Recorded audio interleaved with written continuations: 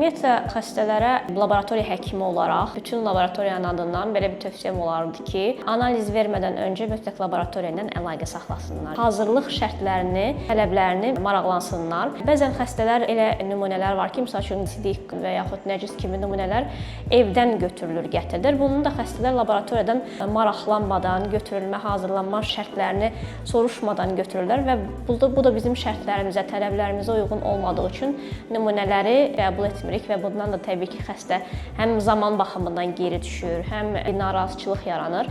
Hər analizin özünə uyğun hazırlanma şərtləri var. Bəzi dərmanları qəbul etməmək lazımdır, bəzi qidaları qəbul etməmək lazımdır, günün müəyyən saatlarında götürülməlidir. Və bunlara düzgün riayət etmək üçün mən tövsiyə edərdim ki, hər analizdən qabaq mütləq laboratoriya ilə əlaqə saxlayıb onun şərtlərini düzgün öyrənək və düzgün şəkildə hazırlaşaq.